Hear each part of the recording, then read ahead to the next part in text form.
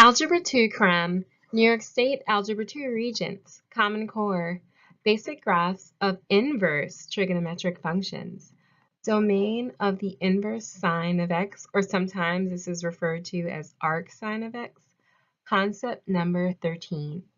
The odds of someone doing exactly what you tell them to do is pretty slim, but I guarantee that if you cram with me, you'll become an Algebra 2 master. So inbox me at memedicine@gmail.com to order this complete cram session. If this isn't the topic you're looking for, no worries, still inbox me at memedicine@gmail.com to order personalized packages. Let's delve into the concept of the domain of the inverse sine or arcsin of x. Basic graph of an inverse trigonometric function.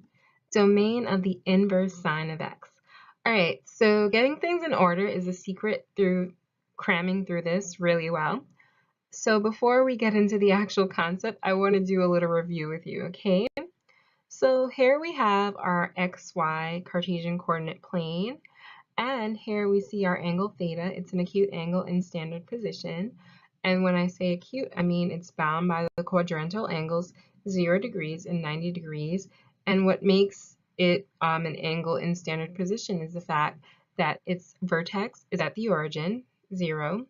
The initial side ray ending at the x-coordinate is on the positive x-axis, and the terminal side ray ending at the y-coordinate is bound in the quadrant 1, okay? Again, between the angles 0 degrees and 90 degrees, making it an acute angle in standard position. And because of all these features, it's acute and in standard position, it makes it a reference angle or theta reference. The reason why we're calling the angle theta rather than x is because we have x as our x-coordinate, so we don't want to double up on x variables in this pre-example, okay? So reference angles are what your calculator bases your trigonometric functions on. So we know that anytime we're calculating an inverse trigonometric function, the answer you're going to get is an angle. Well, this answer is always going to be the acute reference angle. It's never going to be something like 270 or 140, okay? But if you were to do a vertical flip about the y-axis and your theta reference ended up over here, and you were not interested in this theta reference, but you're actually interested in this theta,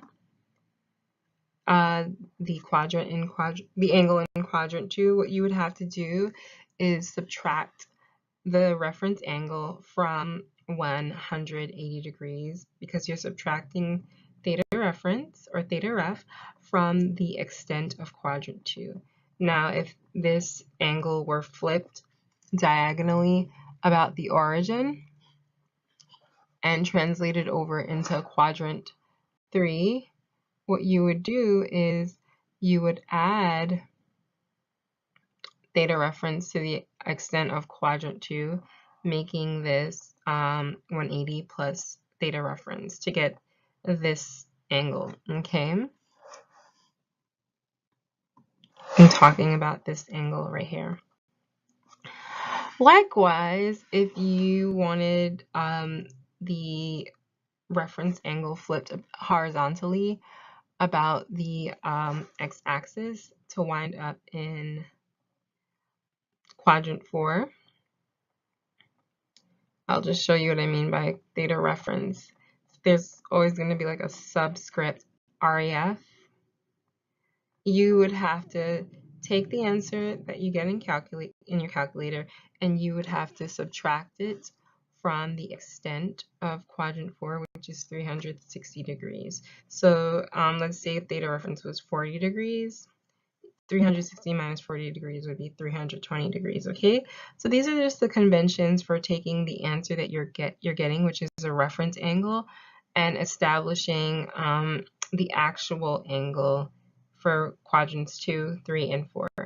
But if you're just calculating for what you know is an acute angle, then you're fine. Or sometimes the question asks you to calculate all the particular values with a particular value of sine between, let's say, 0 and 360. So this is how you could use this knowledge to your advantage.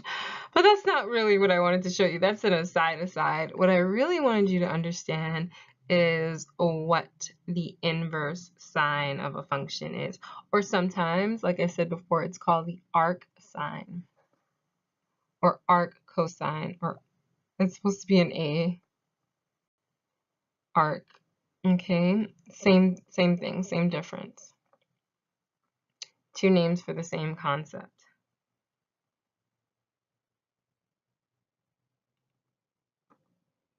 Okay, all right, so, well, let's first establish what sine is in order to get at what the inverse or arcsine is. So the sine of this particular angle theta is going to be the y-coordinate, or the opposite side, divided by the longest side, or the terminal side ray, the hypotenuse. And note that the y-coordinate can be positive if you're in quadrants 1 and 2, but negative if you're in quadrants 3 and 4. Okay. Likewise for x, the x-coordinate, that is, not the angle x, it's going to be positive in quadrants 1 and 4, but negative in quadrants 2 and 3. So this is, the coordinates are what actually changes the sign, the positive or negative sign of trigonometric functions like sine, cosine, and tangent. But the hypotenuse is actually a measurement of magnitude of the length of the terminal side ray, so it's always going to be positive, okay? So that's a good thing to establish in your mind. But when we take the inverse sign of this entire function, when you take the inverse sign of the y-coordinate over r, which is also going to be sine, what you're supposed to end up with is basically an angle, the value of the angle. So whatever you do to the right-hand side of the equation, you're going to go ahead and do to the left-hand side as well.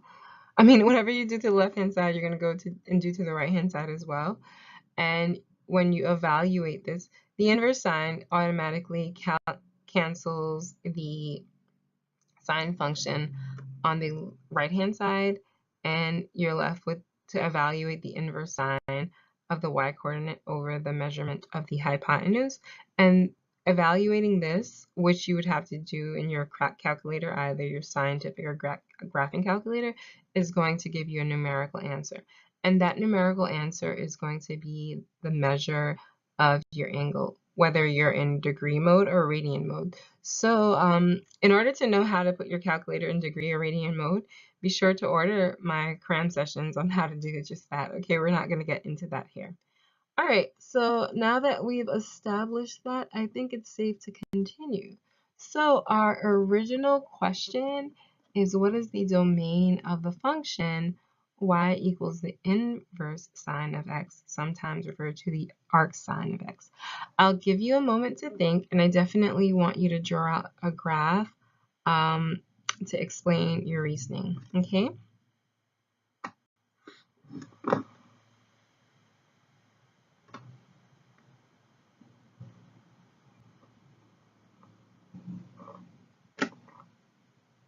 All right, so hopefully by now you were able to draw out a graph, and if not, that's completely fine.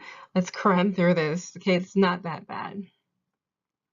The domain of a function is going to be the set of all possible x values, or independent input variables, usually referred to as x. Okay, and I want you to recall that since the function y equals the inverse sine of x is the inverse function of y is equivalent to the sine of x, what you have to be careful of is remembering that the sine of x is not a one-to-one function, meaning that it's a legit function because it passes the vertical line test. See, it don't, everywhere along this, it's only going to cross the function once, but it's not a one-to-one function because it doesn't pass, that's supposed to be a horizontal line, the horizontal line test, meaning that several independent variables might have the same dependent variables, y values, which is not good for generating our inverse sine of x function, okay? So in order to make the inverse sine of x a legit function, you're going to have to restrict the domain of the sine of x, okay? So this can be done arbitrarily, but typically what happens is that it's done between negative pi over 2 and pi over 2, okay? In the world of trigonometry, this is just the restricted region that's chosen. And what's going to happen eventually is that we're going to use this restricted region to generate the graph and hence determine the domain of the function, the inverse sine of x. And what you will find out is that the range of the restricted function is going to be -1 to 1, but this range is going to become our domain for y is equivalent to the inverse sine of x. And I'll show you what I'm talking about. To create the graph of y equals the inverse sine of x, not y equals the sine of x, you're going to have to reflect the function, this restricted function that is, about the line y equals x. Okay, so here goes the line y equals x. And whenever you want to get the inverse of any function at all, that's what you basically are doing. You're reflecting the original function about the line y equals x. And in essence, what this does is it switches the y and the x values all along the entire domain. Okay. All right, and so now we're going to show you what this looks like when it's reflected about the y-axis. And notice what I said, the x and y values are just exchanged. And notice that our domain of the sine of x, that's all the independent variables, becomes our range, but we're not going to get too much into range here.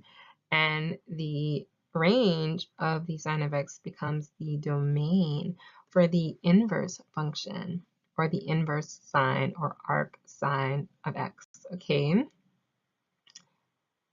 All right, so yeah. And some of you might need to know this to answer homework questions. For this particular restricted function, it's increasing along its entire restricted domain. So in essence, we're just trying to neaten things up a little bit.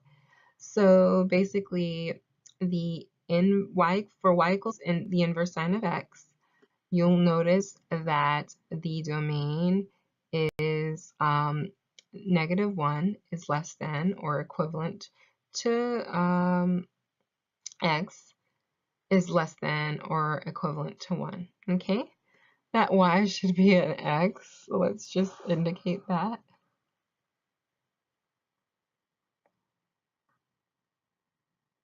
Yeah, this is an x.